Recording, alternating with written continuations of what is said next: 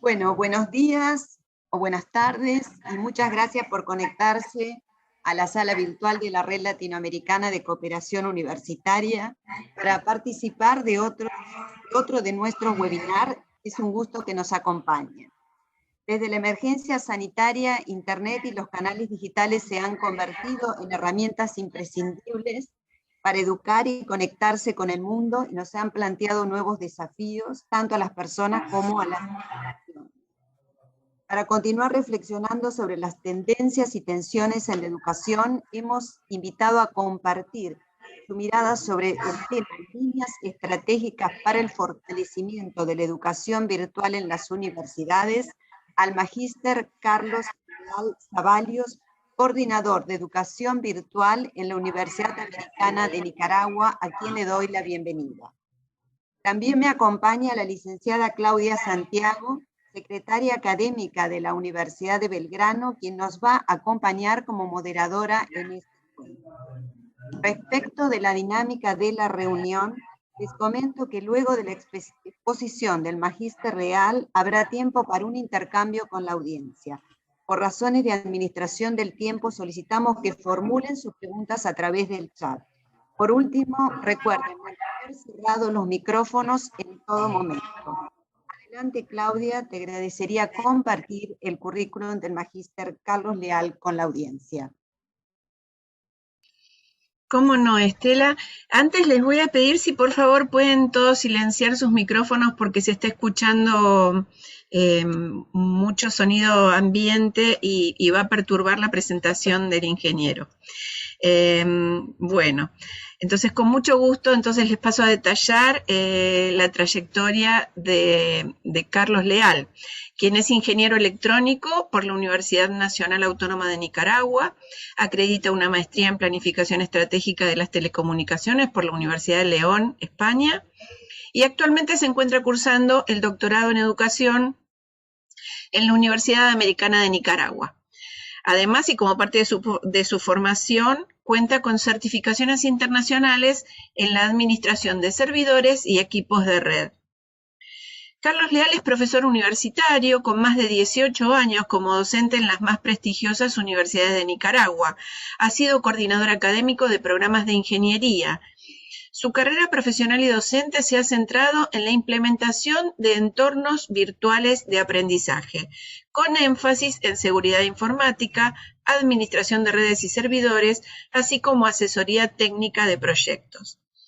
A su vez es miembro del Instituto de Ingenieros Electrónicos y Eléctricos en el grado de miembro senior y forma parte de la Junta Directiva de la Sociedad de Internet, capítulo Nicaragua. Actualmente es coordinador de formación docente y educación virtual en la Universidad Americana. Con mucho gusto le doy la palabra al ingeniero Carlos Leal. Les pido entonces que por favor, si tienen dudas, esperamos al final de la presentación del ingeniero, pero mientras tanto las pueden ir volcando en el chat. Muchas gracias. Buenos días, buenas tardes, gracias por acompañarnos. Gracias por la presentación. Bueno, mi nombre es Carlos Leal. ¿Me confirman si me escuchan bien? Perfecto, ingeniero. Correcto, muchas gracias. Entonces vamos a hablar de estas líneas estratégicas para el fortalecimiento de la educación virtual en las universidades. Quiero hablarles un poco sobre mí, ¿verdad? Ya me presentaron, ¿verdad? Como decía, soy ingeniero electrónico, tengo una maestría en planificación estratégica en telecomunicaciones y actualmente estoy cursando el doctorado en educación. Un poco más sobre mí, tengo experiencia como docente, me declaro un promotor del uso adecuado de las tecnologías y además soy miembro del Instituto de Ingenieros Eléctricos y Electrónicos y miembro del capítulo nicaragüense de Internet Society. Como decía la profe, pues soy el coordinador de educación virtual, de formación docente y educación virtual de la Universidad Americana. Quisiera comenzar esta presentación hablando un poco sobre cambios tecnológicos en el nuevo milenio. Esto es más que todo para hacer como una reflexión. Si comparamos el teléfono hace 100 años con lo que consideramos un teléfono hoy, nos vamos a dar cuenta de que el concepto ha evolucionado y ha evolucionado mucho.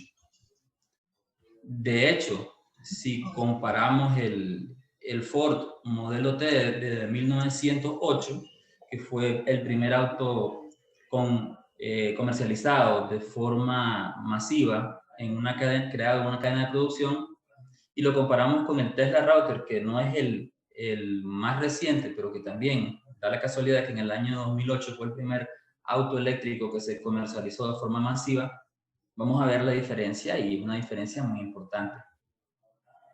Si le pregunto a mi abuelo qué cosa es un buen reloj, y si le pregunto a un joven que está en la universidad qué cosa es un buen reloj, van a tener conceptos completamente diferentes. De hecho, lo que consideramos como computadora ya no alcanza para hacer una comparación en 100 años, pero en 1943 una supercomputadora era algo increíble, enorme, que no alcanzaba en una sala y que tenía un montón de cables, y lo que nosotros consideramos ahora como una computadora que duplica, triplica las capacidades de esa computadora en varias cantidades, pues la tenemos en la mesa, ¿verdad? Sin embargo, el concepto de aula de clase, si lo comparamos entre el 2020, ahora con la pandemia, las aulas vacías, y en 1920, básicamente el concepto es el mismo. Es una persona que está delante de un grupo de personas que está explicando cosas, y asumimos de que solo porque estamos hablando, esas personas están aprendiendo. De hecho, lo que demostró la pandemia a partir del año 2020 es que cuando hablamos de educación virtual necesitamos hacer un cambio de paradigma. Es decir, el concepto de aula de clase tiene que evolucionar, y nuestros estudiantes actualmente, ya más de un año, 2021, reciben clases desde su computadora, pero esa computadora no es solo para recibir clases, es para encontrarse con un mundo de entretenimiento. Pueden acceder a redes sociales, a contenidos virtuales a través de cualquier plataforma educativa. Cambia el concepto de socializar y relacionarse. Yo, por lo menos en el tiempo que yo estaba en la universidad, yo acostumbraba a ir a la biblioteca a intercambiar con mis compañeros, y de una forma muy interesante la gente socializa hoy en grupos de WhatsApp, en redes sociales y esas cosas. Entonces, en este contexto les quería plantear esta reflexión. No nos va a tomar mucho tiempo. Tómense un minuto para completar la siguiente frase. Estamos en la tercera década del siglo XXI y hoy es posible. Y piensen algo, ¿verdad? No tienen que decírmelo ni escribirlo en el chat, solo piensen. Estamos en la tercera década del siglo XXI y hoy es posible. Fíjese bien, eso que pensaste, ¿era posible hacerlo hace 10 años, hace 25 años, hace 50 años o hace 100 años? Una pregunta para la reflexión. Yo hice una consulta en mis redes sociales y algunas personas me dieron su retroalimentación. Anoté algunas, no las voy a leer todas, pero me llamó la atención algunas reflexiones que hicieron las personas que les pregunté. Por ejemplo, alguien me dijo, lo que en el siglo anterior era imposible. O alguien se preguntó, hoy, ¿qué no es posible? Otro comentario interesante, ¿es posible lo que hace poco nos parecía ilógico o imposible? Esta misma reunión, ¿se imaginan? Trasladémonos 400 años en el pasado y lo que estamos haciendo simplemente no es de Dios. Una gran cantidad de personas conectadas a través de una red en distintos países, viéndose las caras en una pantallita, es algo extraño en realidad si nos ponemos a pensar. Entonces, la llegada del nuevo milenio ha implicado una gran cantidad de cambios, y esos cambios han ocurrido en poco tiempo. Y los cambios, aparte de ocurrir en poco tiempo, implican afectar todos los aspectos de la vida. Todo cambio implica cierto nivel de resistencia. Específicamente ocurre cuando esos cambios pasan en muy poco tiempo.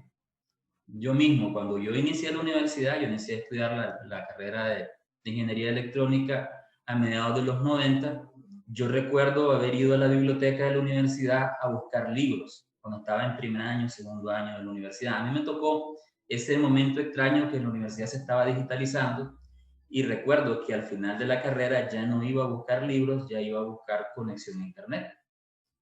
No teníamos muchas computadoras conectadas y eran muy demandadas y había que hacer una tremenda fila para poder acceder a la internet de la universidad, pero así es, ¿verdad? Fuimos cambiando el paradigma.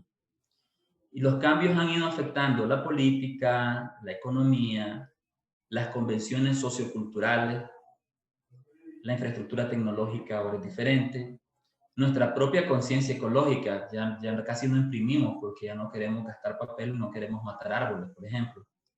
Los aspectos legales, ahora las leyes se han enfocado también a qué ocurre en redes sociales, hay delitos tecnológicos, se puede hacer delitos con la tecnología. Y obviamente todos estos cambios también afectan la manera que tenemos de aprender.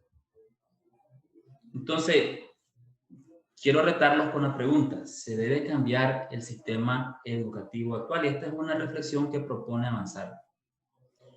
De hecho, Paulo Freire, gran académico latinoamericano, muy querido y respetado, nos dijo que educar no es transferir conocimiento y que es necesario que la educación deje de ser vista como un plan que simplemente hay que cumplir.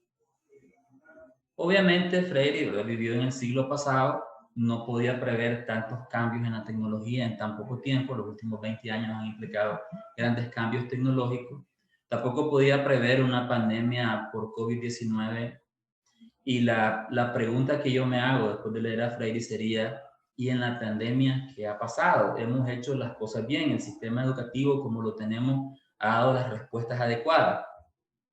Si hubiéramos hecho las cosas bien, si estuviéramos haciendo las cosas bien, no tendríamos noticias como esta. Esta apareció en Forbes. Coronavirus, falta de acceso a internet amenaza los sueños de niños en zonas rurales. Por aquí voy a poner en el enlace esta noticia. Y otra cosa que salió en El Comercio me pareció muy interesante. Profesor renuncia en plena clase virtual, harto de que sus estudiantes no estudien. También aquí tienen enlace en la noticia. El Comercio hasta puso el video donde el profesor en vivo le dice a sus estudiantes, miren, no quiero ser responsable de esto ustedes no quieren leer, no quieren estudiar, no están aprendiendo, pobre nuestro país, me marcho. De hecho, lo que Freire nos dice es que la educación debe ser una herramienta que permita formar a los estudiantes, pero no educarlos o formarlos para cualquier cosa, sino que más bien para que puedan elegir, para que puedan ser capaces de decir lo que quieren, de decidir lo que quieren ser en esta vida. Entendiendo de que la educación es una escalera que los va a llevar al éxito y que si no lo logran, no los va a llevar a ningún otro lugar que no sea el éxito. No necesariamente, ¿verdad? Ahora, sí tenemos razones para cambiar el sistema educativo, perdón. De hecho, necesitamos renovar la concepción pedagógica dado los estragos de la pandemia por COVID-19. Esa es como la razón obvia. Pero también hay algunas razones que están ocultas o que no saltan a la vista. La primera razón es económica. Necesitamos educar a los niños para que ocupen su lugar en la economía del siglo XXI. Pero aquí surge la duda, ¿cómo voy a lograr hacer eso si ni siquiera conocemos los cambios en la economía que van a ocurrir para finales de mes? La segunda razón oculta es cultural. ¿Cómo educar a los jóvenes para que conserven su identidad cultural y al mismo tiempo puedan ser clasificados como ciudadanos globales? ¿Cómo hacerlo? Si cada vez tenemos modelos importados de otras realidades que no necesariamente son las mismas y todos estamos de acuerdo que la diversidad cultural facilita también la diversidad de pensamiento. Y la tercera razón oculta es tecnológica. Cómo acceder y cómo utilizar adecuadamente las nuevas tecnologías de la información y comunicación. Y quiero hacer énfasis en la palabra nuevas, porque las tecnologías de la información y comunicación han existido durante el último siglo, la radio, la televisión, y las demás formas de comunicarse. Pero la comunicación usando tecnología, computadoras e internet son nuevas tecnologías, no son tan recientes. Además de eso, tenemos otro detalle, que el ciudadano del siglo XXI se supone que debe tener algunas capacidades.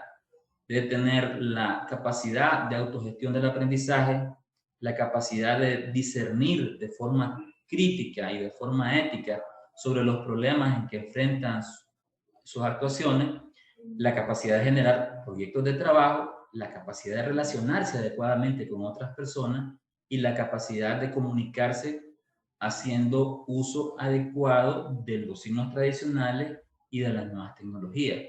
Y si notan, todo esto de tecnología es el eje transversal.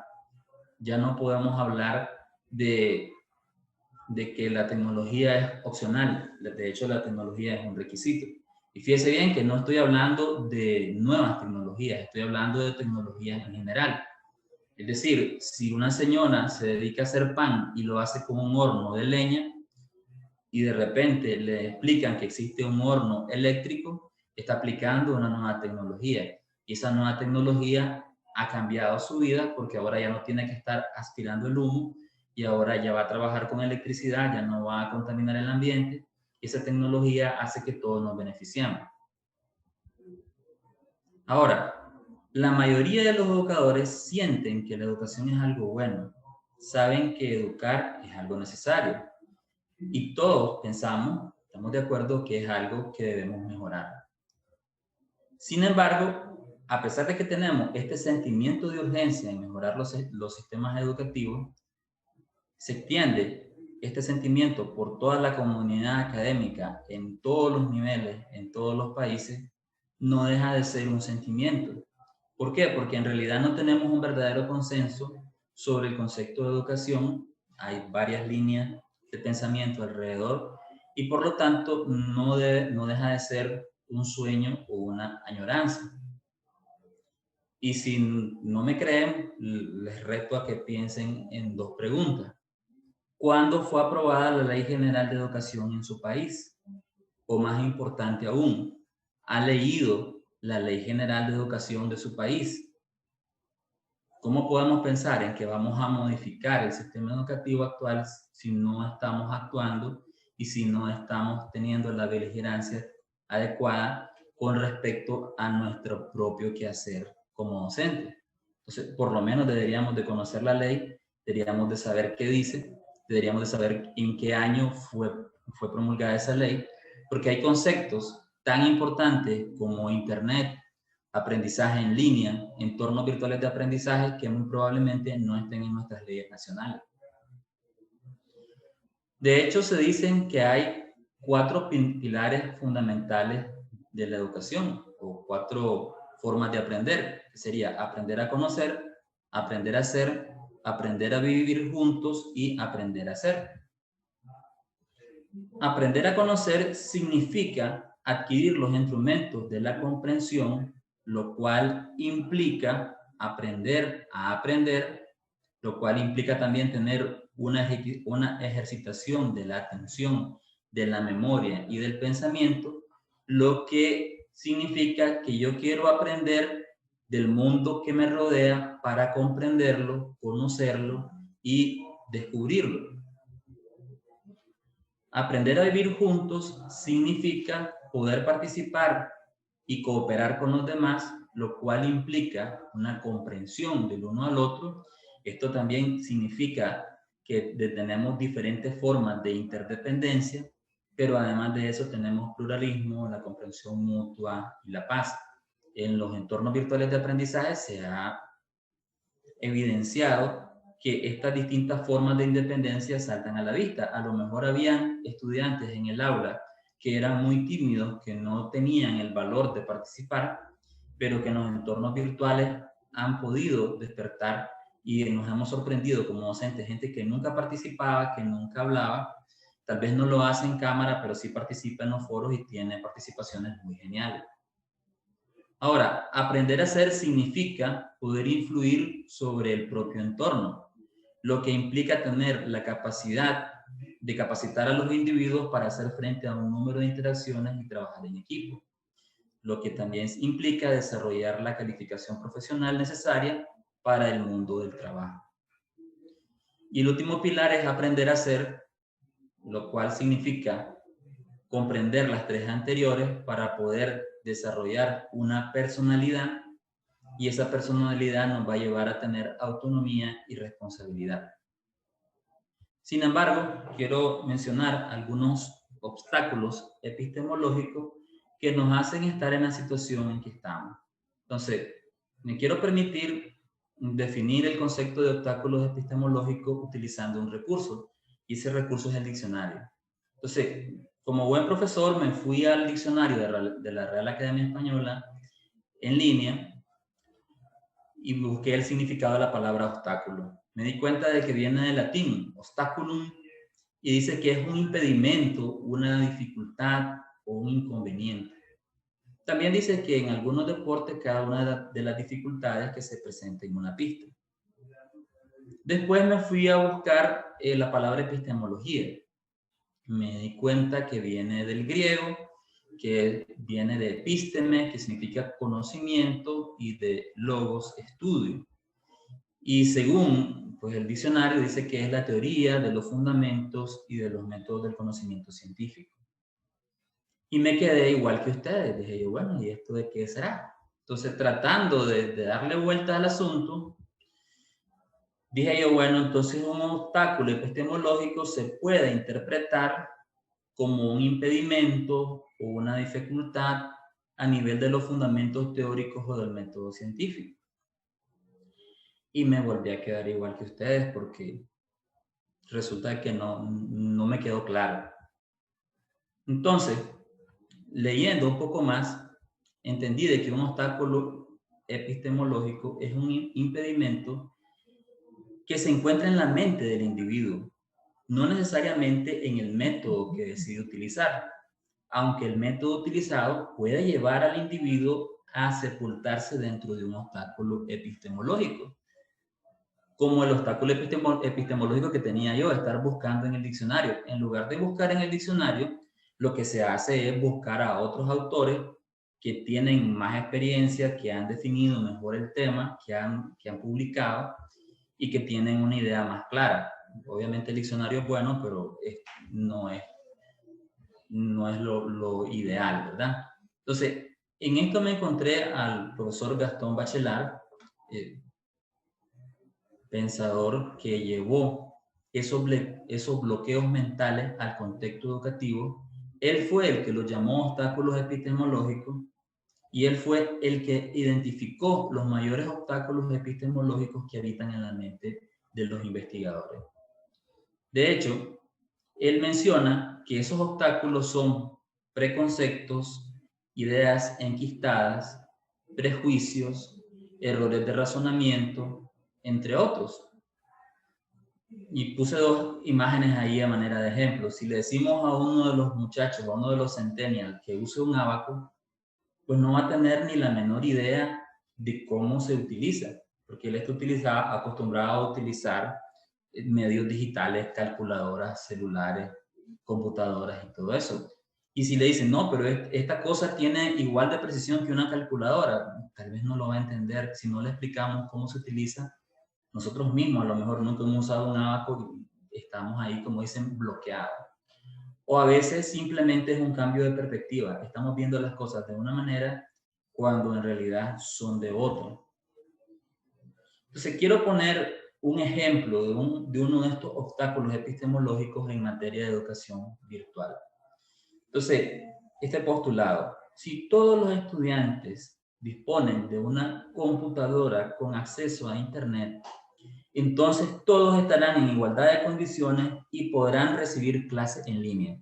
Les recuerdo que los obstáculos epistemológicos son preconceptos, ideas enquistadas, prejuicios, errores de razonamiento, entre otros. Entonces, aquí podemos tener más de un obstáculo epistemológico. ¿Por qué? Porque de nada sirve que los estudiantes estén conectados, que tengan el acceso a Internet, si no saben utilizar las herramientas. ¿Qué demostró también la pandemia por COVID-19? Que los estudiantes podían utilizar muy bien el celular, pero que no estaban acostumbrados a utilizar una computadora, una portátil. De nada sirve que tengan conexión a internet si se limitan a copiar o pegar información sin ni siquiera procesarla. Yo he recibido trabajos impresos que dicen, para más información, haga clic aquí. Estoy seguro que en esta sala hay más de algún docente que ha atravesado la misma situación. De nada sirve que los estudiantes estén conectados a internet si los programas de estudio no han sido adaptados para ofrecerse en modalidad virtual. Y partimos del hecho de que los programas que nosotros impartimos fueron diseñados para impartirse en un aula, para hacer laboratorios, para hacer actividades prácticas de una manera que no estaba previsto hacerlo en modalidad virtual. Y de nada sirve que los estudiantes estén conectados a internet si los profesores desconocemos técnicas o herramientas para utilizar las tecnologías y los recursos en línea.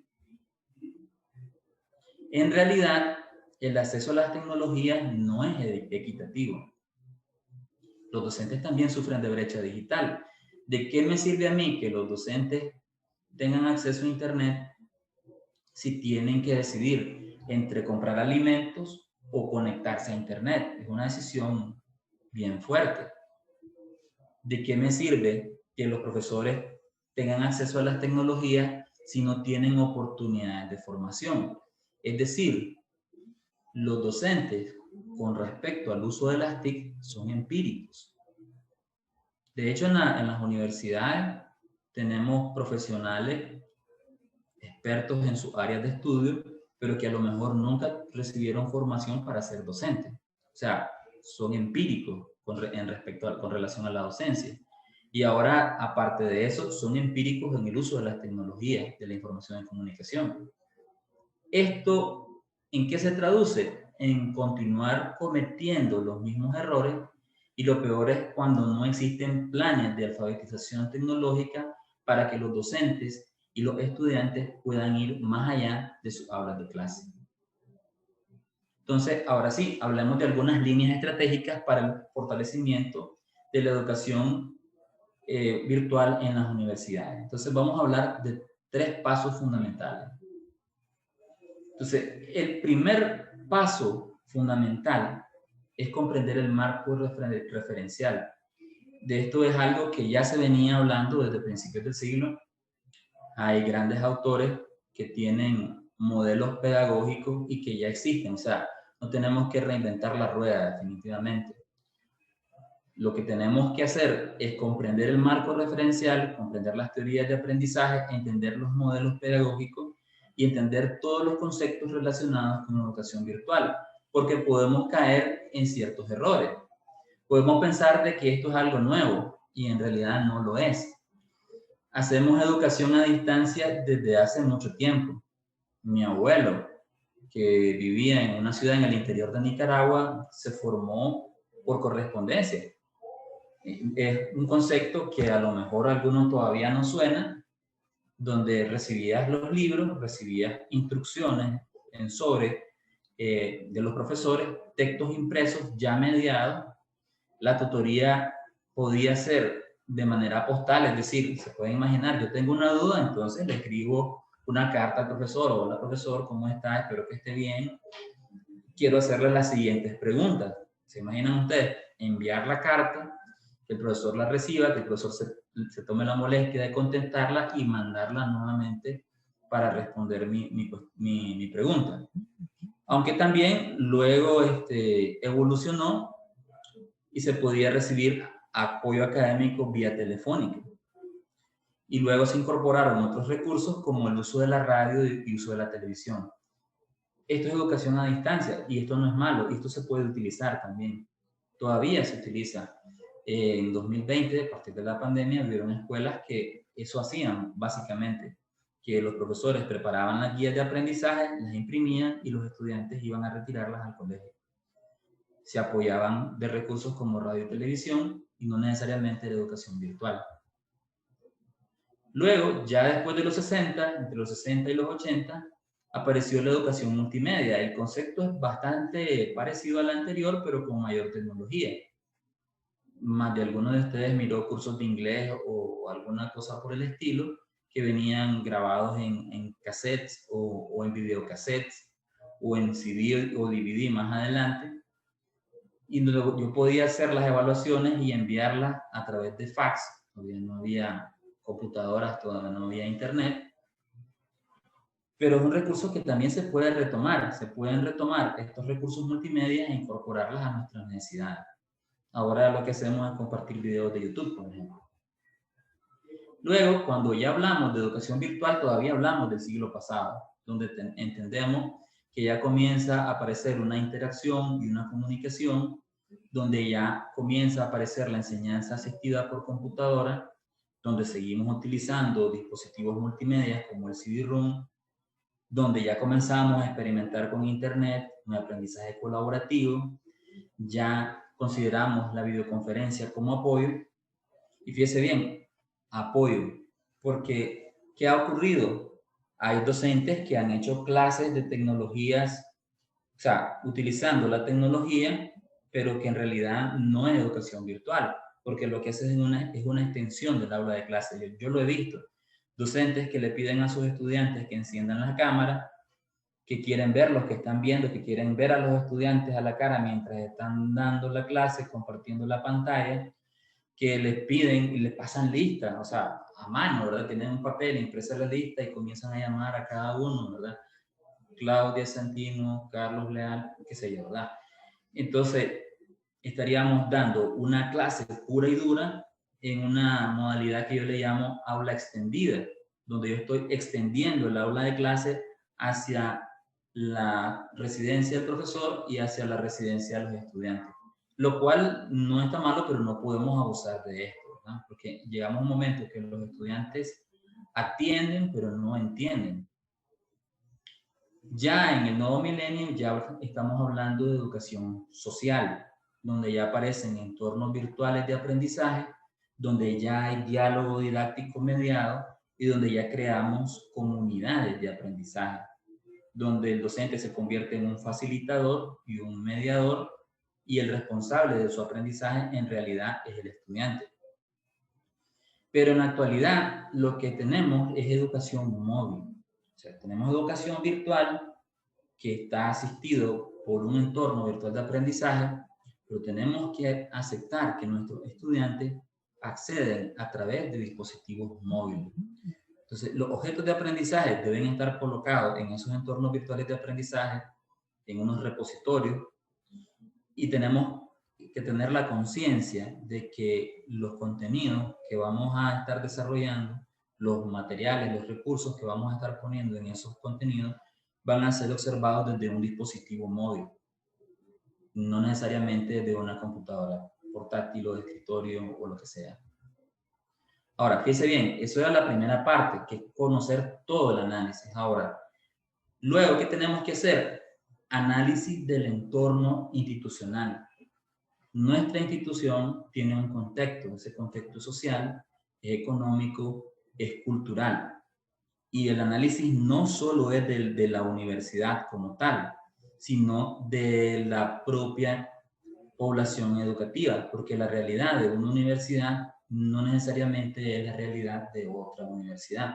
Por lo tanto, si agarramos el modelo y lo trasplantamos y lo queremos poner en nuestra institución, no tenemos garantía de éxito si no se hace el respectivo análisis del entorno. Luego, cuando ya tenemos las bases teóricas, ya conocemos todo el entorno, hasta en ese momento podemos buscar los postulados teóricos, los documentos institucionales y el análisis del entorno para poder diseñar las líneas estratégicas que van a garantizarnos una educación virtual acorde a nuestras necesidades. Ok, entonces eso es lo que tenía yo preparado para esta presentación. Voy a dejar de compartir mi pantalla en caso de que tengan algunas preguntas. Muchas gracias por su atención.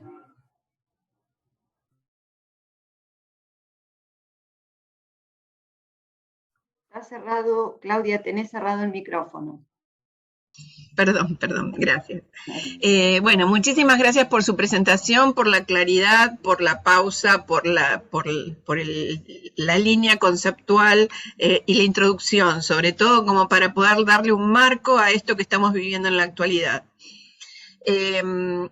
Por el momento no tengo preguntas del auditorio. Les pido que por favor nos hagan sus comentarios por escrito en primera instancia. A mí me resultó interesante el concepto que usted plantea de alfabetización tecnológica de docentes y de alumnos. Como me parece que sería como un desafío en este momento en el que estamos, digamos, porque creo que efectivamente, por lo menos en las universidades que yo conozco, mayormente lo que se presenta es este último tipo de uso de la tecnología que tiene que ver con el aula extendida y no con la, digamos, con la virtualidad, en la educación virtual en toda su máxima expresión.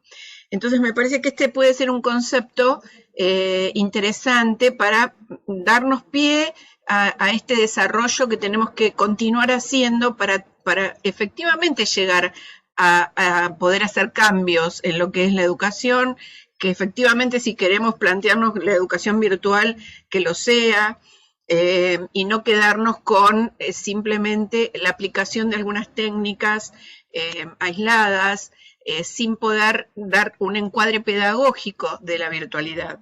Si nos quiere desarrollar un poquito más este concepto de la alfabetización tecnológica, por un lado para docentes y por otro lado distinto para alumnos. Sí, son conceptos bastante interesantes, bastante necesarios y que lamentablemente no lo hemos tenido claro en este periodo. O sea, de alguna forma los docentes fuimos como domadores sin látigo, como trapecistas sin red, que nos dijeron, vamos a la virtualidad y tenemos que hacerlo. Y lo que nos dijeron, bueno, vas a hacer una guía didáctica, en el mejor de los casos, un sílabo o una guía didáctica, y ahí vas a poner las actividades que vas a hacer. ¿Y qué terminamos haciendo? Terminamos extendiendo el aula, compartir un PowerPoint donde ni siquiera sabemos. Imagínense, en esta misma sesión yo miro algunas cámaras encendidas, otras no. No estoy diciendo que las enciendan, pero no tengo garantía de si ustedes están atendiendo o están entendiendo. No tengo garantía. ¿Cómo saberlo? No puedo, porque yo estoy aquí, ustedes están allá y definitivamente no podemos tener ese contacto humano. Ese contacto humano es muy importante. Yo podría hacer, en dependencia de la asignatura que esté impartiendo, podría perfectamente realizar actividades mediadas de una forma tal que ese contacto humano exista. Pero obviamente eso implica más tiempo, hay que pensarlo, hay que tener cierta formación para poder utilizar las herramientas tecnológicas de una forma más adecuada.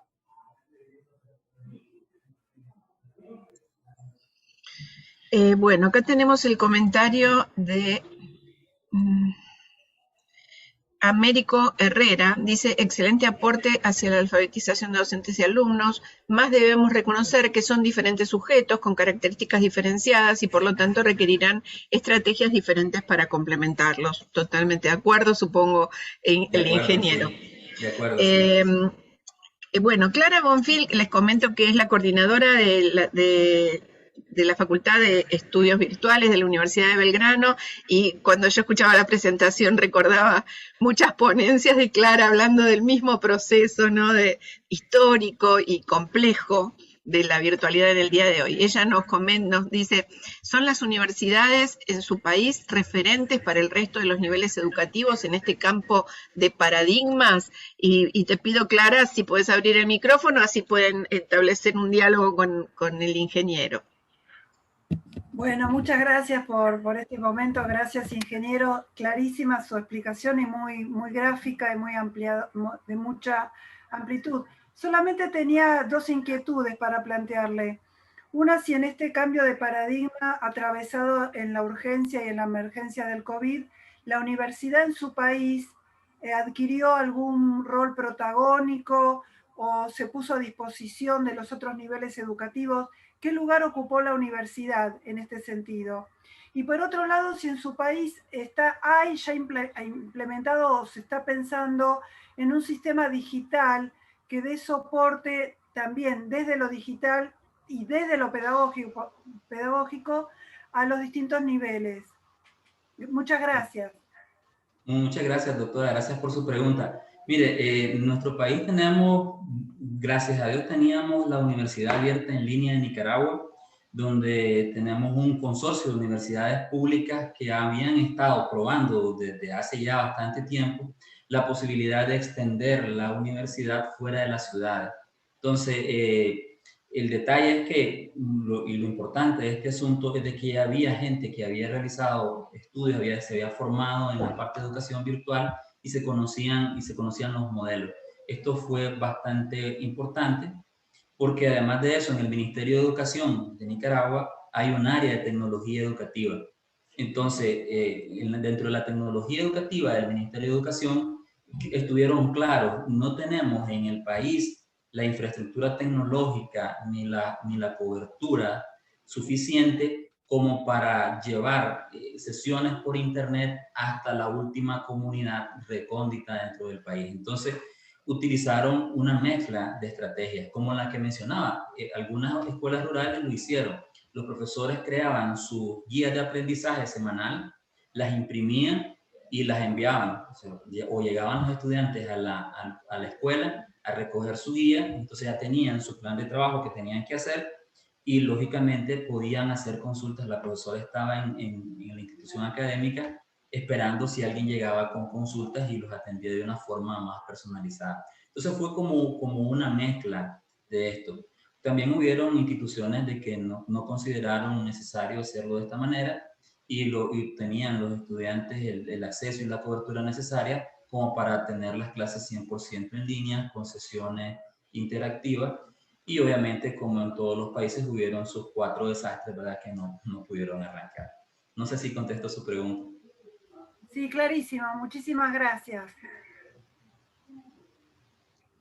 Ingeniero, acá Ana Vanegas nos hace llegar una pregunta que creo que es una reflexión para todo docente que en este momento está frente a un grupo de aprendizaje.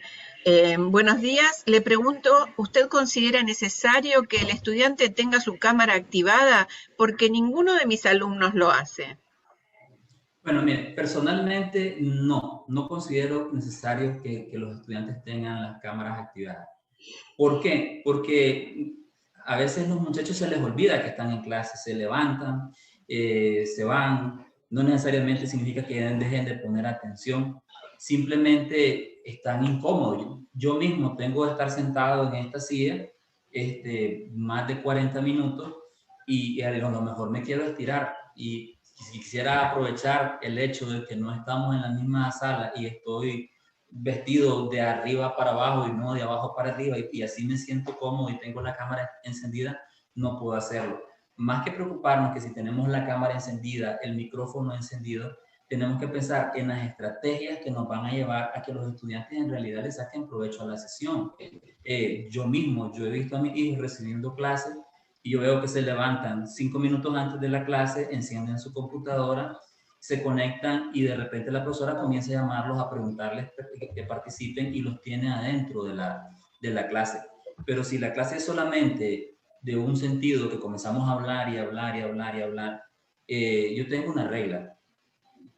El ser humano, yo le agrego 5 minutos a su edad.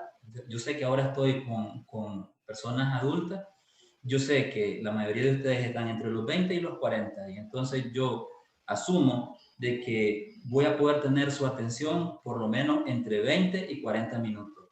Pero si estoy en un grupo de jóvenes entre 15 y 20 años, yo sé que después de 15, 20 minutos voy a perderlo. Entonces, cada 15, 20 minutos cambio de actividad. ¿Para qué? Para llevar su atención a otro lado. Y es decir, ok, vamos a tener una parte de la sesión que es teoría, pero ahora vamos a tener una parte que va a ser práctica y ustedes van a hacer algo, ustedes van a desarrollar algo y dentro de 20 minutos ustedes ese algo lo van a entregar. Y es diferente a tener una sesión de puro bla, bla, bla, bla, bla, bla, que esté la cámara encendida.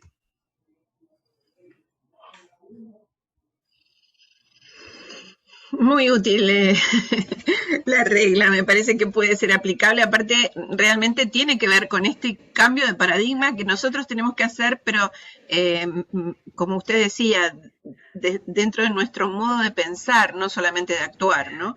Tenemos que poder colocar al alumno que tenemos delante dentro de esta concepción nueva de aprendizaje que tenemos que encarar. Me parece que, a ver, acá tenemos una reflexión. Me parece, ahora le voy a decir de quién es porque no alcanzo acá. Ana Vanegas también nos comenta, buenos días, le pregunto a... No, es lo mismo. Américo Herrera, disculpen. Me parece que más allá de ver sus rostros en cámara, mi reto es dar una clase que sea tan interesante y atractiva que ellos y ellas se sientan motivados a seguir participando.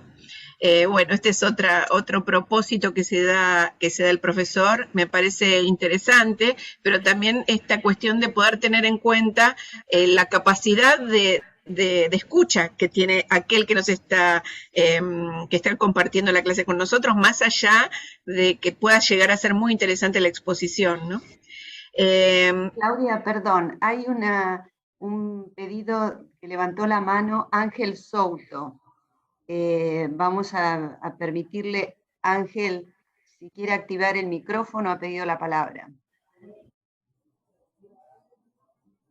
Sí, buenos días o buenas tardes para los que están un poco más abajo que nosotros. Sí, quería, para no escribir, quería hacer un comentario. Primero, felicitar al ingeniero y a la red de universidades por estas oportunidades, de estas secuencias de temas tan interesantes como en este caso el que nos compete el día de hoy, ¿no? Quería hacer, estoy de acuerdo con los últimos comentarios que hizo el ingeniero, igualmente con los comentarios que están haciendo el resto de compañeros que están en la sala. En el caso nuestro, y le quería simplemente poner como experiencia, ¿no?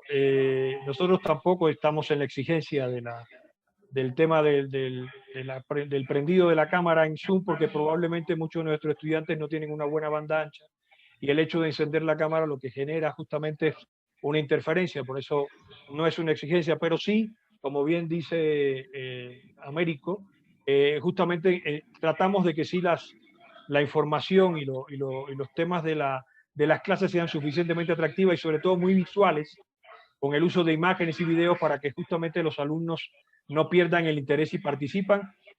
Y hacemos también esto que comentaba el ingeniero de los tiempos marcados para que el estudiante cambie de actividades dentro de estas clases o tutorías para que generar la atención, ¿no? Pero quería hacer un comentario y un poco para abrir un poco más la expectativa del debate a qué va a pasar con la nueva realidad que se nos avecina. Esto va a tener que cambiar en algún momento. Creo que hay un poco de esperanza en cuanto a todo lo que está pasando a nivel de la pandemia, a nivel mundial. Si bien Latinoamérica está quizás un poco más atrasada, pero en general se ve que hay un poco más de avance y en algún momento los más escépticos hablan de finales del año próximo. Volveremos a una nueva normalidad o una nueva normalidad, si lo queremos llamar así. Y yo sí creo, a mi juicio, que es que esto que está pasando ahora con la tecnología y la educación va a perdurar mucho más tiempo. Y hay que pensar ya en algo que quizás tenía que ver con lo que dijo el ingeniero al inicio, qué ha pasado con nuestras leyes de la educación a nivel de todos nuestros países, que se ha quedado un poco paralizada en un siglo XX y apenas se ha acercado al siglo XXI y no ha tenido en cuenta todos estos aspectos. Y yo considero que esta educación virtual va a seguir sufriendo transformación porque el avance tecnológico es constante. Nosotros que trabajamos en el área del área del diseño y el área de temas de perfiles artísticos vinculados con la producción y relacionados muy fuertemente con la tecnología, diariamente y año tras año vemos el cambio de la tecnología en nuestra área, en nuestro perfil. Y obviamente eso va a tener que afectar seguramente también a la educación. Entonces, quisiera hacer como esta pregunta general, como para abrir debate, ¿cómo consideramos entre todos qué va a suceder cuando llegue esa nueva normalidad con relación a estos nuevos modelos educativos de educación virtual o educación híbrida, que también se habla hoy en día de este modelo educativo y que, por ejemplo, en el caso del Ecuador ya está contemplado en el reglamento de régimen académico vigente, ¿no? Eso quería como señalar para seguir conversando estos temas que me parecen muy interesantes. Perfecto, muchas gracias. No sé, ingeniero, si quiere volcar algún comentario al respecto. Bueno, sí, gracias por el comentario, me parece muy acertado, porque esta nueva normalidad nos va a afectar. Es decir, por lo menos en Nicaragua hicimos un salto de rana, avanzamos por lo menos en educación virtual, yo diría por lo menos unos 10 años. Era algo que estábamos dejando para después, porque teníamos tiempo, no teníamos ninguna prisa, pero ahora tuvimos que hacerlo. Entonces, no puede ser que retrocedamos, es decir, ya pasó la pandemia, ya todo el mundo tiene inmunidad, ya no es necesaria educación virtual.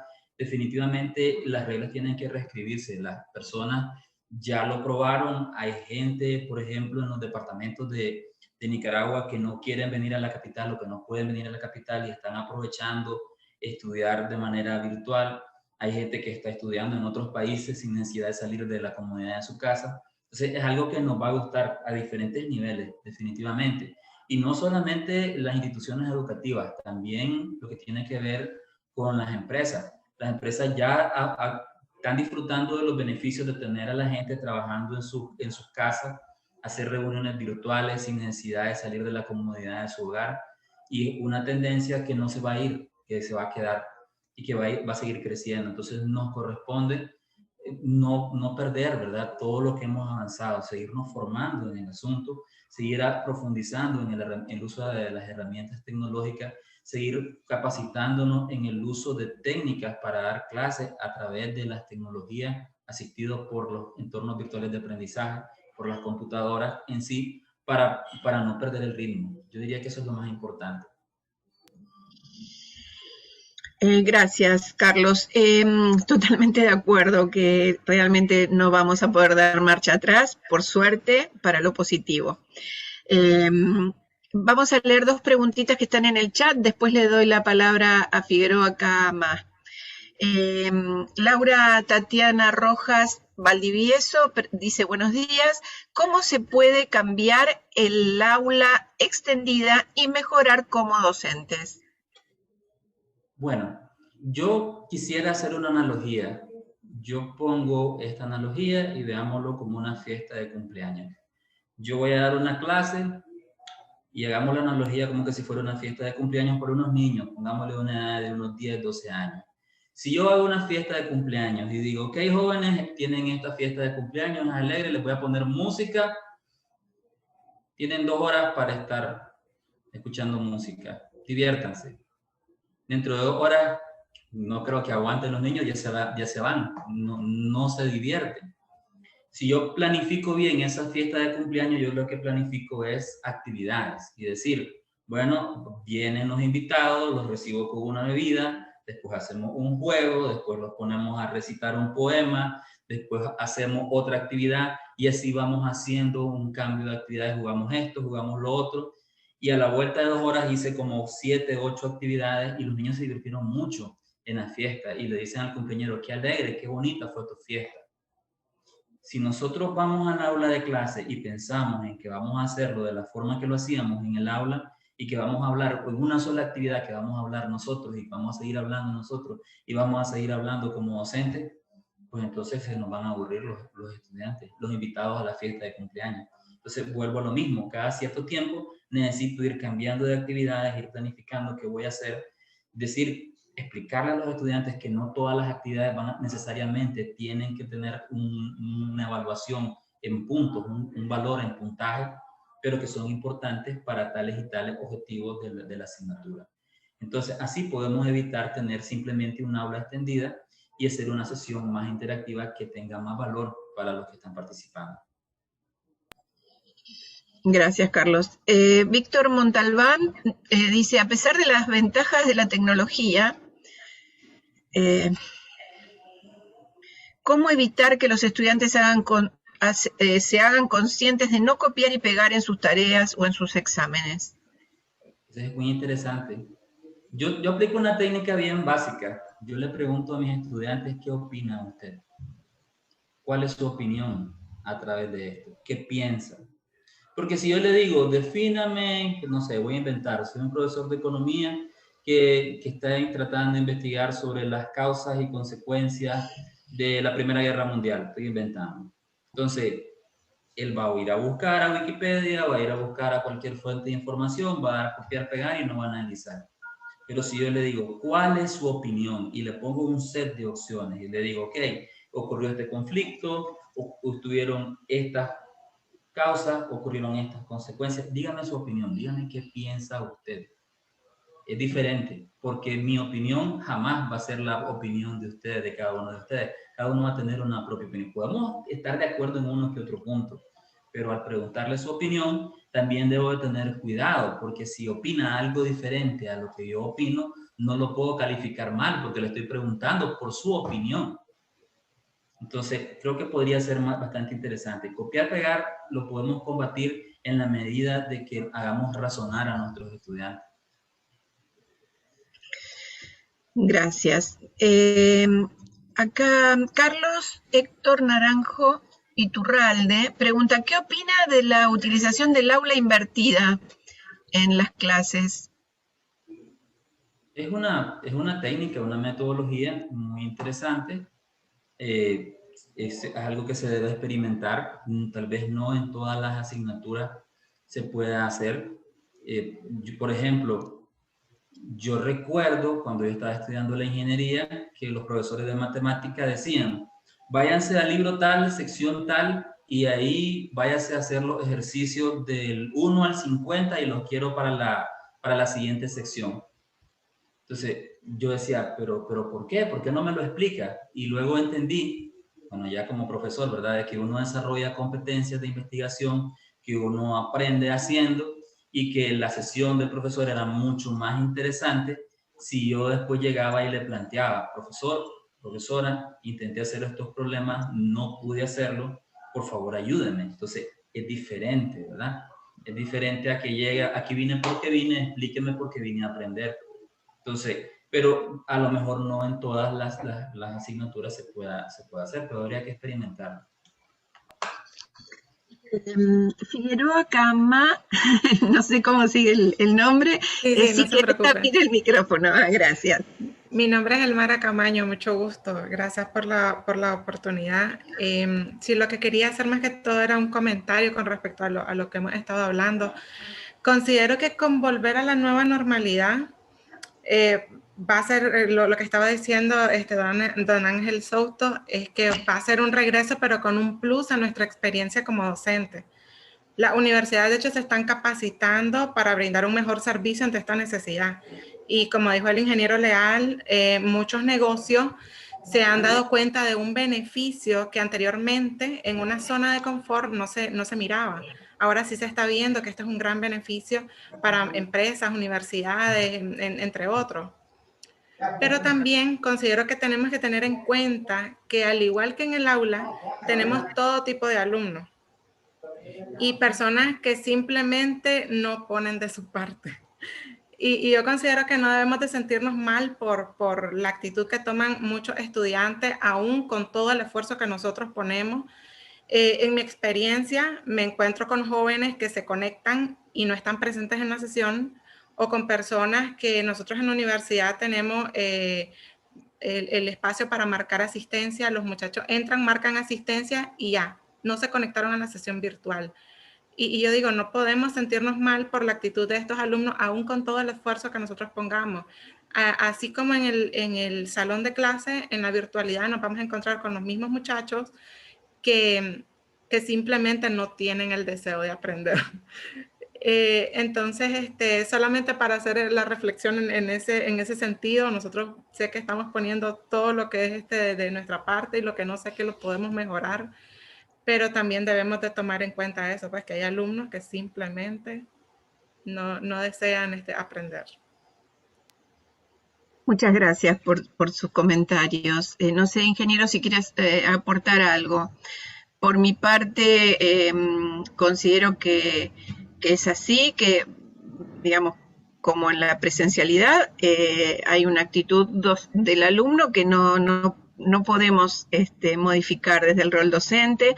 Lo que sí podemos hacer desde el rol docente es proponerles consignas vinculadas con la realidad que viven, adecuarnos desde ese punto de vista a lo que es el sujeto que hoy en día tenemos presente, que no es el mismo de hace 20 años. Y por otra parte, tener muy en claro cuál es el objetivo que nos proponemos, porque a lo mejor verles la cara, como decía el ingeniero, no es lo importante, sino qué es lo que pueden hacer con lo que nosotros les proponemos. Por eso es muy importante el trabajo en la práctica, en actividades prácticas, en puesta en concreto, ¿no? Y no tener clases de larga duración teórica sin una correlación donde ellos puedan hacer algo con eso. Pero bueno, lo dejo al ingeniero por si quiere aportar algo en este sentido. Completamente de acuerdo, profesora, con lo que usted plantea. Debemos de pensar que hay gente que quiere aprender y gente que no quiere hacerlo, igual como cuando estábamos en la presencialidad. Y hay personas que tienen necesidad de un acompañamiento especial y hasta cierto punto podemos brindárselo o no podemos brindárselo. Pues sinceramente les podemos decir, mire, usted necesita un acompañamiento especial que nosotros no estamos en la capacidad de darle porque usted no tiene la actitud. Usted quiere mejorar, debe integrarse a las sesiones y debe participar y debe hacerlo tal cual lo haríamos en una sesión presencial. Bueno, muchas gracias, Carlos. Muchas gracias por los comentarios. Ya estamos finalizando. De todos modos, les pido para el final, si pueden apagar sus micrófonos si no hablan, porque se siguen escuchando ruidos del ambiente. Tenemos un comentario más de Sonia Lourdes López Usada. Dice, muchas felicidades a la Universidad Auspiciante. Pienso que para el futuro se tiene que mantener el tema virtual en las universidades. Por ejemplo, darles prácticas para compartir resultados vía plataforma virtual. Bueno, nos da su nombre, Sonia Lourdes, de la Universidad Privada Domingo. Domingo Sabio. Domingo Sabio. Bueno. De Bolivia. Bueno, y hay un comentario más que con este vamos a cerrar, si están de acuerdo, si el ingeniero está de acuerdo, de Ángela Rosa Bonilla. Como docente debemos motivar a los estudiantes a que se apropien de los conceptos cuando es una clase muy teórica, instándolos a interpretarlos con sus propias palabras. Pero ¿en qué recursos nos podemos apoyar cuando tenemos una clase de mucha teoría? Bueno, es una pregunta interesante. Es cierto que tenemos algunas clases que es difícil llevarlas a la práctica. ¿Quiere aportar algo el ingeniero? Bueno, lo más importante ahí es pensar en nuestro entorno. Es decir, el estudiante debe tener un entorno que pueda reflexionar y lo pueda relacionar con la teoría que está aplicando. Yo recuerdo, ¿verdad? Cuando yo estaba estudiando física y me decían que un cuerpo se mueve sobre una superficie sin fricción. Decía, pero ¿qué superficie no tiene fricción? No tiene ninguna lógica lo que me están diciendo. Yo entendía que era para facilitar el problema, pero al fin y al cabo eran unas condiciones como demasiado ideales. Entonces yo pensaría más bien en que, bueno, obviamente hay cosas que ni modo, tenemos que memorizarlas. Por ejemplo, no me imagino una clase de inglés donde no tengan que aprender vocabulario, por ejemplo. Es algo que lo tengo que hacer. No me imagino una clase de matemática en donde no tenga que aprender teoremas o lemas o esas cosas, ¿verdad? Definitivamente se tiene que aplicar cierto nivel de memorización. Pero no olvidarnos de que el objetivo no es premiar la memorización. Es decir, ¿de qué me sirve que el estudiante memorice un concepto si a la vuelta de 3 semanas no sabe aplicarlo? ¿De qué me sirve que hayan asistido a esta conferencia si en este momento no recuerdan nada de lo que yo dije al principio? Entonces, lo que me sirve a mí es más bien lo que se llevan, lo que han aprendido, lo que han interiorizado y lo que van a poder aplicar. Que si yo dije esto específicamente y que se lo sepan al dedillo, eso en realidad no importa. Lo que importa es lo que hemos podido interiorizar y lo que vamos a aplicar en nuestra docencia, más que la memorización. Y insisto, habrán demasiadas asignaturas en las cuales tenemos que aprender a memorizar. hay diferentes aplicaciones que me permiten ese tipo de cosas. Por ejemplo, hacer juegos de cartas. En las clases de inglés se utilizan mucho, donde aparece un concepto en un lado de la carta, se le da vuelta y aparece la palabra o el significado o la conjugación o juegos interactivos. Se ha utilizado mucho técnicas de gamificación, se le llama ahora, donde son juegos que me permiten aprender. Yo, de hecho, con mis hijos, cuando se estaban aprendiendo las tablas de multiplicar, yo lo hice. Les puse un juego en la computadora que había un pingüinito que estaba recibiendo un ataque espacial y venían cayendo unos misiles y destruían sus casas. Entonces, y para evitarlo había que solucionar una multiplicación. Y mis hijos me decían, esto no es jugar, papá, me decían, me está haciendo trampa. Esto en realidad es aprenderse las tablas. Bueno, le voy a aprenderse las tablas y jugar, ¿verdad? Entonces, hay que buscar estrategias, ¿verdad? Definitivamente, compartir con colegas. Eventos como estos nos dan la oportunidad de entrar en contacto con otras personas que conocen este tipo de estrategias y que podemos hacer crecer esto a nivel de la red y de la comunidad. Bueno, muy bien. Creo que hemos compartido reflexiones de mucho interés para todos, así que le hago llegar muchos comentarios positivos de la audiencia. La verdad es que creo que son dudas que se nos están presentando en la cotidianeidad, por eso son de tanto interés para nosotros y creo que todos estamos en proceso de elaborar las respuestas. Por supuesto que aportes teóricos y tan vivenciales como el suyo son muy, muy útiles, pero es cierto que tenemos que instalar este tema en cada una de nuestras universidades, en cada uno de los encuentros de los que participamos con colegas.